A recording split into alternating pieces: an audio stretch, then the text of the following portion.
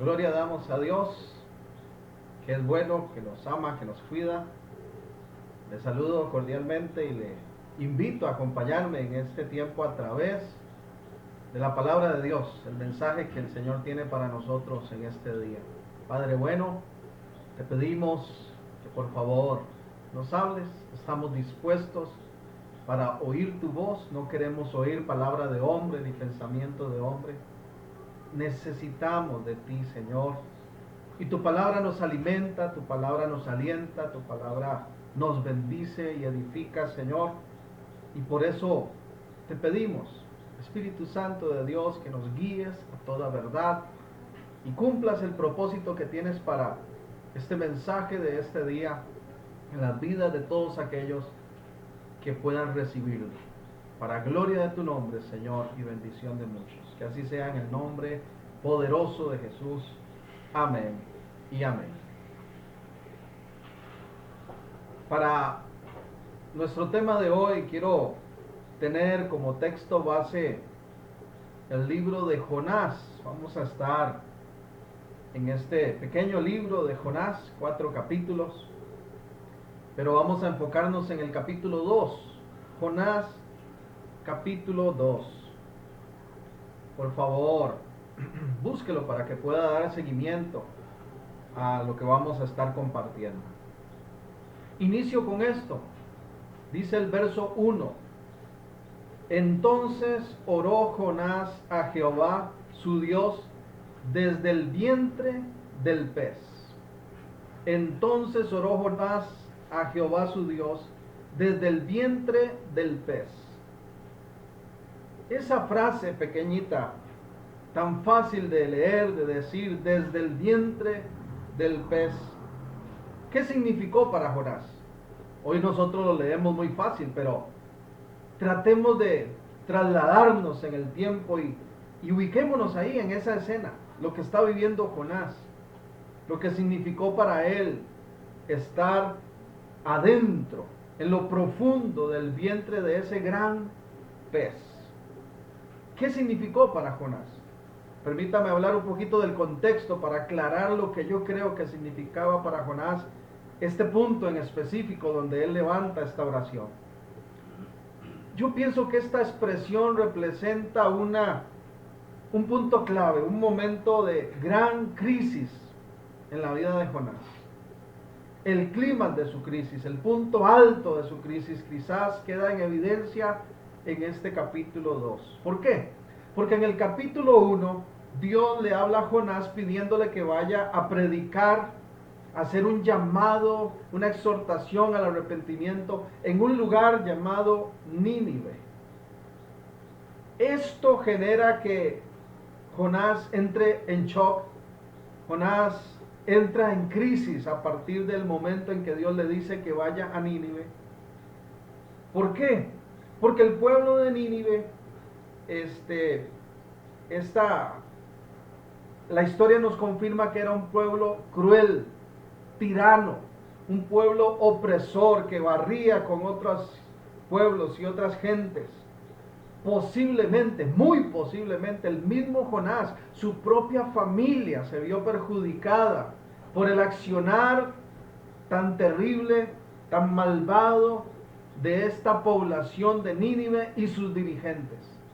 Y de pronto Dios le dice, vaya y déles palabra, vaya y promueva un arrepentimiento en sus vidas. Jonás entra en crisis.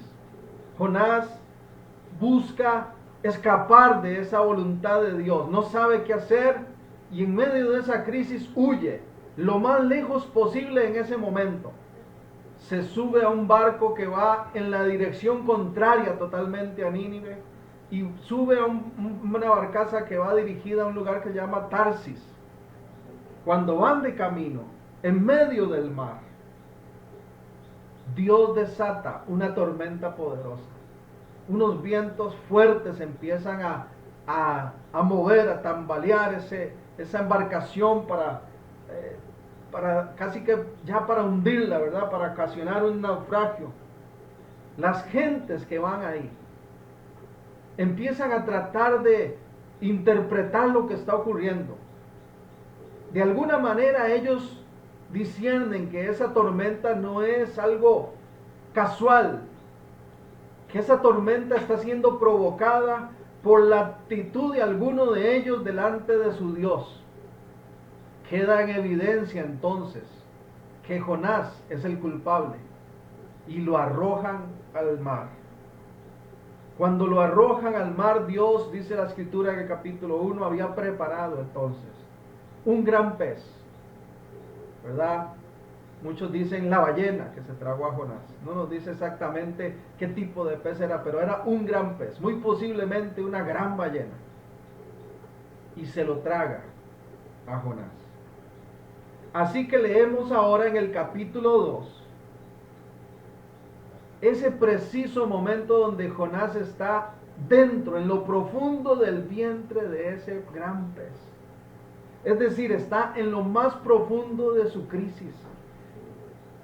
Resulta entonces muy importante observar cuál es la actitud que toma Jonás estando ahí, en lo profundo, en el vientre de la crisis, en lo profundo de esa crisis.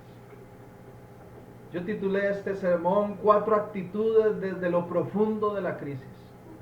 4 actitudes quiero compartir que en nuestra práctica, en nuestra vivencia personal, en medio de las crisis, podemos aplicar para salir adelante conforme a la voluntad del Señor. La primera actitud, dice el verso 1, entonces oró Jonás a Jehová Dios desde el vientre del pez. Y dice el 2, y dijo, invoqué en mi angustia a Jehová, y él me oyó desde el seno del Seol, clamé, y mi voz oíste. La primera actitud cuando estamos en lo profundo de las crisis es la oración. La oración es el arma poderosa que Dios nos ha dejado, no solo para dialogar constantemente, para estar en comunión con Él, sino también para ser fortalecidos, afirmados, dirigidos en medio de las crisis. Hay personas que dicen, ya lo he intentado todo, solo me queda orar. No, orar debe ser lo primero que tenemos que intentar. Orar debe ser nuestra primera reacción en toda circunstancia de la vida y más aún en las crisis. Oró, dice invocó. El significado de invocar yo lo quise buscar para ver qué nos aporta ese significado. Y dice que invocar es llamar enérgicamente a un superior para pedirle auxilio o protección. Eso es invocar. Llamar enérgicamente a un superior para pedir auxilio o protección. Ruego potente en medio de nuestra insuficiencia. Es decir, que Jonás, ahí en lo profundo de la crisis, no crea que dijo, voy a orar un ratito. Señor, Padre nuestro, escúchame, sácame de aquí, amén. No, dice que invocó. Y una invocación es un llamado enérgico. Una invocación es un ruego potente que reconoce nuestra insuficiencia. En medio de la crisis nosotros tenemos que levantar un ruego al Señor, un clamor al Señor. En crisis como las que estamos viviendo en estos momentos a nivel mundial, a nivel nacional, familiar, personal, ¿con cuánto más tenemos nosotros que estar metidos en oración? La iglesia del Señor, el pueblo de Cristo, aún todas las familias de la tierra, deberían de estar doblando rodillas, deberían de estar invocando al Dios eterno, grande, poderoso, haciendo ese ruego potente, reconociendo nuestra insuficiencia. Me gusta cómo se expresa el salmista en el Salmo 46. Creo que este es un ejemplo de lo que es una invocación delante de Dios. Y en este día el Señor nos llama iglesia, nos llama amigo que me escucha, a que invoquemos su nombre. Invoquemos su nombre. Él es la principal respuesta, Él es la principal ayuda. Salmo 46 dice el verso 1. Dios es nuestro amparo y fortaleza. Dios es nuestro amparo y fortaleza. nuestro pronto auxilio en las tribulaciones. Por tanto, no temeremos, aunque la tierra sea removida y se traspasen los montes al corazón del mar, aunque bramen y se turben sus aguas y tiemblen los montes a causa de su braveza. Aunque ocurra el desastre natural más poderoso, el desastre natural más impresionante, yo nunca he experimentado, ni ninguno de nosotros, un terremoto tan fuerte que se trasladen los montes a la mar, que la tierra sea removida de esa manera. Pero aún ahí, dice el Señor, aunque ese tipo de cosas que se escapan de nuestro control ocurran, dice, no temeremos, dice el salmista. No temeremos. ¿Por qué? Porque tenemos un pronto auxilio, tenemos amparo, fortaleza, tenemos la ayuda del Señor.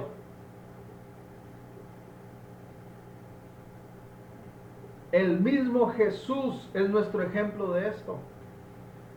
En Lucas, el Evangelio de Lucas, capítulo 22, dice la palabra del Señor en el verso 39.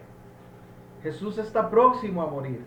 Jesús está pasando el momento más crítico de su vida. Jesús, al igual como Jonás, está en lo más profundo del vientre de su crisis. Y Jesús hace lo mismo. Es nuestro ejemplo más claro de que la actitud que tenemos que tomar en lo profundo de la crisis primeramente es oración. Oración. Lucas 22, 39.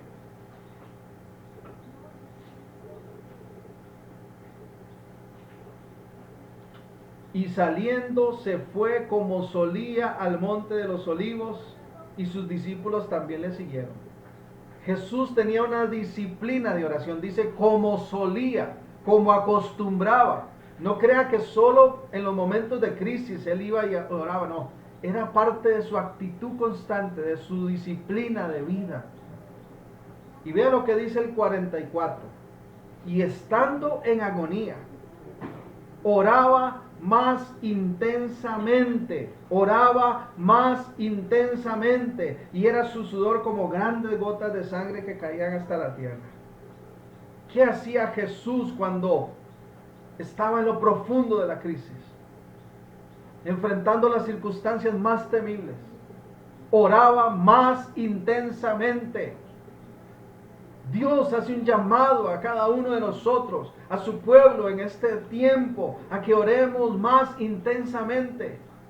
Necesitamos más oración, porque la oración mueve la mano de Dios, la oración de fe. Necesitamos invocar su nombre. ¿A quién vamos a invocar? ¿A quién vamos a acudir? ¿Quién es nuestro amparo? ¿Quién es nuestra fortaleza? ¿Quién es el que tiene toda la sabiduría y todo el poder y la autoridad para sacar adelante esta humanidad? ¿Será algún gobierno terrenal? Definitivamente que no. Es nuestro Dios. Es tu Dios, el que te ha creado, el que me ha creado, el que no abandona la obra de sus manos. Y a Él tenemos que invocar, y a Él tenemos que clamar. Entonces, una actitud de oración es fundamental en lo profundo de la crisis. En segundo lugar, dice el verso 3, volviendo a Jonás capítulo 2:3. Me echaste a lo profundo, en medio de los mares, y me rodeó la corriente. Todas tus ondas y tus olas pasaron sobre mí. Dice Jonás, me echaste, tus ondas, tus olas. La segunda actitud que tenemos que tomar en lo profundo de la crisis es hacer una valoración. Jonás aquí está haciendo una valoración. Jonás aquí está reconociendo lo que está ocurriendo. Está valorando su situación y dice, me echaste, tus ondas, tus olas. Valoración es cuando nos preguntamos, ¿por qué? ¿Por qué? ¿Por qué me está ocurriendo esto? ¿Será por una consecuencia propia? ¿Será un juicio de Dios? ¿Será un ataque del maligno? ¿Será un propósito divino? Ese tipo de valoración es necesaria hacerla en medio de la crisis, en lo profundo de la crisis. Porque de pronto y descubrimos y nos damos cuenta que tal vez Dios está haciendo un llamado de atención a nuestra vida, o que tal vez nuestras propias consecuencias nos llevaron a lo profundo de esa situación, o que tal vez se trata realmente de un juicio de lo alto, o simplemente hay un propósito que no entendemos aún, pero que Dios está llevando adelante. Así son las crisis. Así debemos de responder a ellas, con esta actitud de valoración como lo hizo Jonás. Jonás dice, yo no puedo buscarle a esto más cosas de lo que tengo enfrente. Es claro para mí. Eres tú, Señor, el que está trabajando conmigo. Yo creo que en este tiempo la humanidad tiene que llegar a la misma conclusión y decir, eres tú, Dios, quien está trabajando con nosotros. Si has permitido esto, tienes un propósito. Estás trabajando con la humanidad. Estás haciendo que nuestra mirada se vuelva a ti. Estás llamándonos a un arrepentimiento, a un reconocimiento de nuestra condición. Porque aún hay tiempo. Pero el tiempo es corto. Independientemente de la respuesta que tú o yo podamos dar a esa pregunta, a esa valoración del por qué está ocurriendo, del por qué estamos metidos en una crisis como esta, tenemos que reconocer que estas crisis nos enseñan muchísimo, muchísimo. Esta pandemia, por ejemplo, esta pandemia nos está enseñando muchas cosas, no solo a la iglesia, a toda la humanidad, muchas cosas. Nos está enseñando quizás lo frágiles que somos. Muchas personas se creían todas poderosas. Muchas personas se creían inquebrantables. Y nunca pensaban en su salud, nunca valoraban la vida que Dios les daba día a día. Y casi que en su corazón o en su mente había un convencimiento de que ellos eran autosostenibles. Una pandemia como esta ha puesto en evidencia que todos somos frágiles, que a cualquiera nos puede tocar nuestra salud.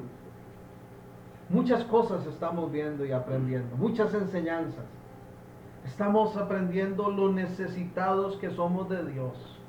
Aún los corazones más duros están hoy por hoy invocando el nombre del Señor, porque se están dando cuenta que le necesitamos, que esta humanidad no necesita más tratados mundiales, no necesita más decisiones políticas, no necesita más pactos gubernamentales, no necesita más decisiones humanas. Esta humanidad necesita a Dios y muchos lo están entendiendo.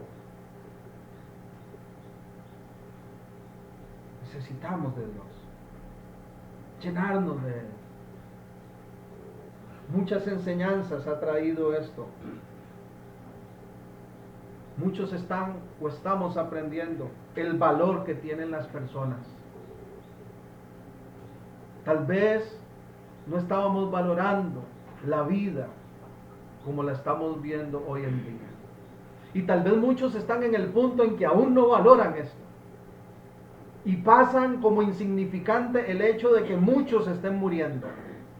Pero cuando nos toca a nosotros de cerca, cuando ese ancianito de 85 o de 90 que falleció por un virus es tu abuelito, es tu padre, es tu tío, es alguien que amas, ahí valoramos la vida, valoramos el don de la vida que nos da Dios. Cuando esos niños, que ahorita hay 2 en cuidados intensivos, son tus hijos, o tus sobrinitos, o tus nietos, ahí valoramos el don de la vida y el estar sanos. Cuando escuchamos el testimonio de personas que tuvieron que pasar por un respirador por un ventilador y sufrí muchas cosas en su cuerpo y salieron adelante por la gracia de Dios. Tal vez muchos aún no lo valoran. Pero cuando es tu esposa, la que estuvo ausente, cuando es tu esposo, cuando son tus hijos, los que tuvieron que entrar en una cuarentena y encerrarse en un cuarto y no poder acercarse a ellos, ahí empezamos a valorar mucho lo que es la vida. Siempre hay enseñanzas de todas estas cosas. Y esta pandemia está enseñando a muchos lo dichosos que somos por la salud que Dios nos da, por la vida que Dios nos da. Y aún nos está exhortando a cuidar este cuerpo que se debilita con los años. Este estuche, como dicen muchos, que al fin y al cabo no es para siempre, que se marchita, pero que es un regalo de Dios, creación de Dios, y que tenemos que cuidarlo. Muchas enseñanzas están surgiendo. La bendición de congregarse. Muchas personas hoy en día están valorando esto. Gente que duraba 15, 22 días, un mes sin congregarse, sin recibir palabras, sin unirse a sus hermanos para alabar a Dios. Muchos hoy en día están diciendo, ojalá abran rápido. Qué bonito que estuviera abierto el templo para ir y reunirme nuevamente con los hermanos. Me hace falta estar ahí. Me hace falta compartir con la iglesia. Yo creo que hay muchas enseñanzas. Muchas personas están hoy en día valorando el hecho. Y si usted no lo está haciendo, yo le motivo a que lo haga. Valorando el hecho de que cada día está más cerca el retorno de Cristo Jesús a la tierra. Cada día. Su palabra nos dio una figura, un ejemplo para que no nos tomara por sorpresa. Como los dolores de parto en la mujer embarazada, que empieza con una contracción muy distante de tiempo una de la otra y con poca intensidad, pero que luego se va acercando una más seguida, más fuerte, más fuerte, más fuerte, más fuerte, hasta que nace el bebé. No nos debe tomar por sorpresa las crisis de la humanidad, porque cada vez van a haber cosas que van a tener más intensidad y más seguimiento. El día y la hora nadie lo sabe, solo nuestro Dios. Pero cada día que pasa estamos más cerca de ir a nuestro encuentro con Él. Sea que Él retorne o sea que muramos. A veces no pensamos en la muerte, pero hay que estar preparados para la muerte. Porque el mayor problema no es la muerte ni lo que se vive en ese momento, sino lo que viene después. Para el que cree, para el que se apega, se aferra al Señor, a su gracia, y procura ser hallado en fidelidad, la muerte es un paso a cosas gloriosas, a una nueva vida en eternidad con Dios. Pero si no estamos preparados, solo hay dos destinos: o bendición eterna o maldición eterna, destrucción, condenación. Entonces, una actitud de valoración es necesaria para poder avanzar. 4 actitudes cuando estamos en lo profundo de la crisis. Estamos viendo a través de la experiencia de Jonás. La primera, oración. La segunda, valoración. Y la tercera, dice el verso 4, Jonás 2:4. Entonces dije, desechado soy delante de tus ojos, mas aún veré tu santo templo. Esto es una actitud de humillación. Necesitamos humillarnos, pero humillarnos con esperanza.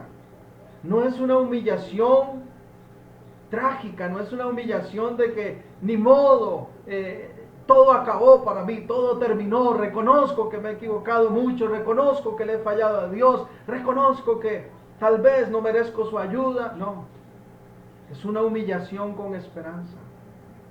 Es un reconocimiento como lo hizo Jonás de que sí, Dios, me desechaste por mi actitud, por mi desobediencia, pero tengo esperanza. Tengo esperanza de que seré librado. Porque dice, aún veré, aún veré. La buena noticia para ti y para mí es que aún, valga la redundancia, hay un aún. Todavía hay una posibilidad de ser librados. Esa es nuestra esperanza. Agrega el verso 5. Las aguas me rodearon hasta el alma, rodeóme el abismo, ¿verdad? Está hablando en lenguaje poético. El alga se enredó a mi cabeza, descendí a los cimientos de los montes, la tierra echó sus cerrojos sobre mí para siempre. Pero dice, mas tú sacaste mi vida de la sepultura, oh Jehová, Dios mío. Aún hay esperanza de ser librados, aún hay esperanza de ser guardados, pero Dios quiere una humillación de todos delante de Él, delante de Él. Una humillación con esperanza de ser librados y una humillación con esperanza de alcanzar su misericordia. Vea lo que dice el 7 y el 8. Cuando mi alma desfallecía en mí, me acordé de Jehová, y mi oración llegó hasta ti en tu santo templo. Los que siguen vanidades ilusorias, su misericordia abandonan. Cuando mi alma desfallecía, me acordé de Jehová. Hay una esperanza de alcanzar misericordia.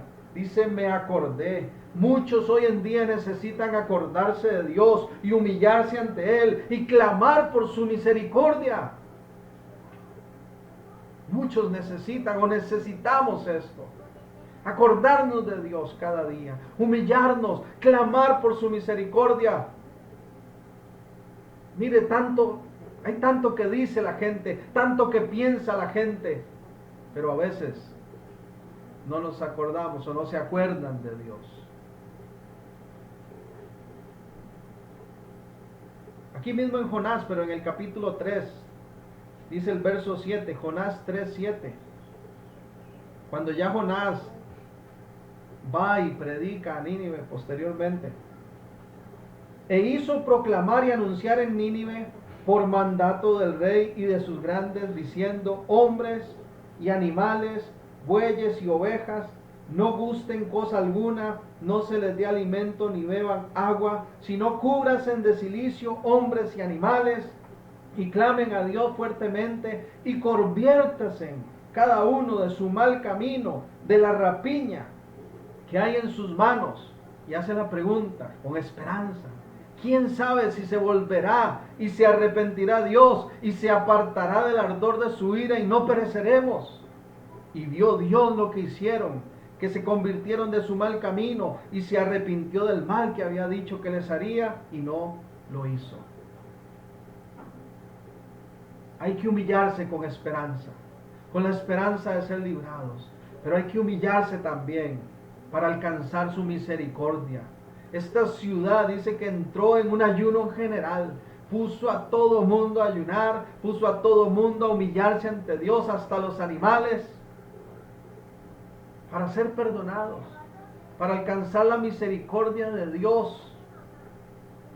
Esta humanidad debería estar humillada ante el Señor, no solo por lo que está ocurriendo hoy, por lo que ha venido ocurriendo durante mucho tiempo, que se le ha dado la espalda al Señor y ha generado consecuencias trágicas para el mundo.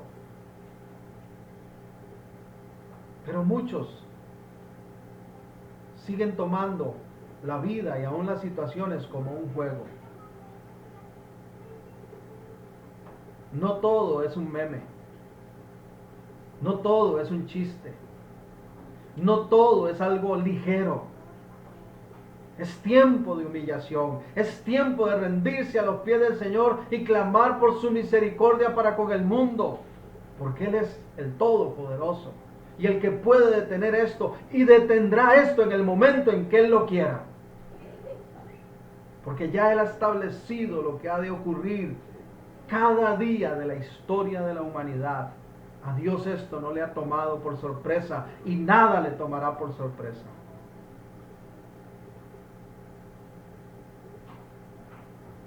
El verso 8, 2:8. Los que siguen vanidades ilusorias, dice, su misericordia abandona. Qué interesante, esto es una alusión que hace Jonás a los ídolos. A eso es lo que se refiere. De hecho, las nuevas versiones lo traducen así, como la nueva versión internacional. Los que siguen a ídolos vanos abandonan la misericordia de Dios.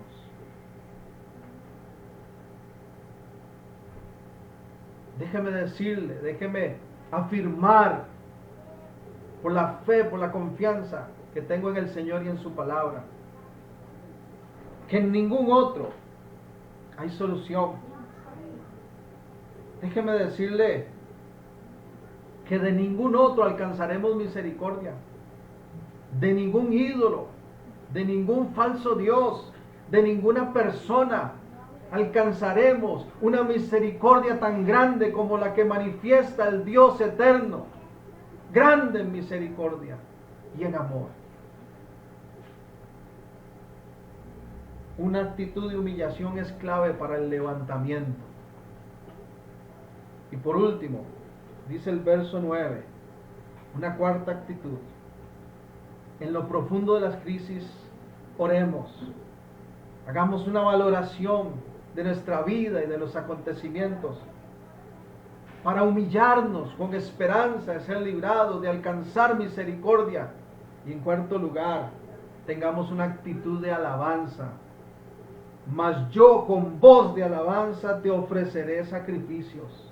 Pagaré lo que prometí. La salvación es de Jehová. Voz de alabanza. En medio de lo profundo de las crisis, lo más común es la quejabanza.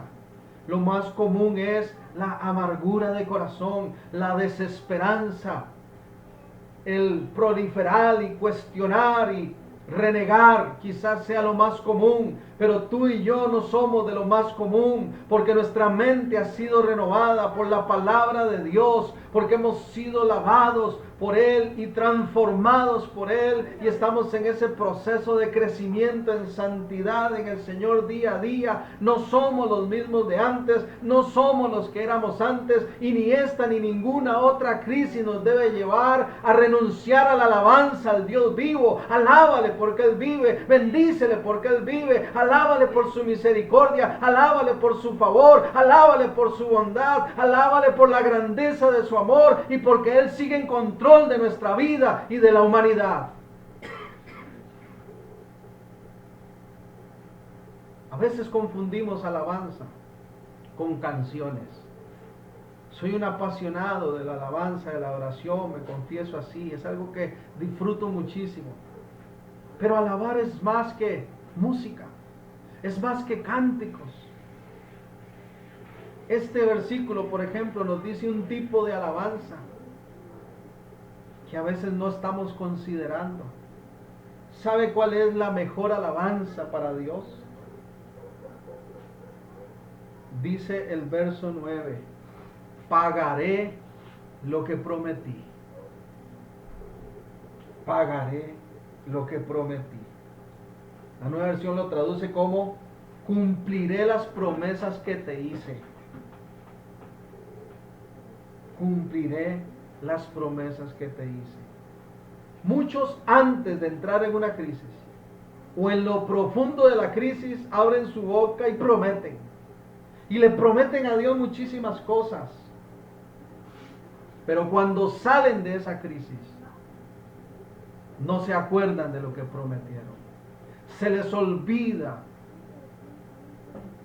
que las promesas cumplidas son como alabanza delante de Dios. La mejor alabanza es una vida de fidelidad. Es una vida de compromiso fiel. Es una vida de perseverancia delante del Dios vivo. No son palabras vanas que se llevan al aire. No son promesas emocionalistas y pasajeras. Es demostrarle a Dios con nuestra vida que estamos agradecidos y que queremos bendecir su nombre. El Salmo 51 expresa lo que es este tipo de alabanza. El Salmo 51, voy a leer el verso 15 al 17. Permítame leerle Salmo 51, 15 al 17. Señor, abre mis labios y publicará mi boca tu alabanza, porque no quieres sacrificio que yo lo daría, no quieres holocausto. Los sacrificios de Dios son el espíritu quebrantado, al corazón contrito y humillado, no despreciarás tú, oh Dios. Esa es la mejor alabanza, un espíritu quebrantado, un corazón contrito, una fidelidad constante al Señor, una disposición a la obediencia, una disposición a la gratitud, una perseverancia en su camino y en las promesas que hemos hecho delante de Él.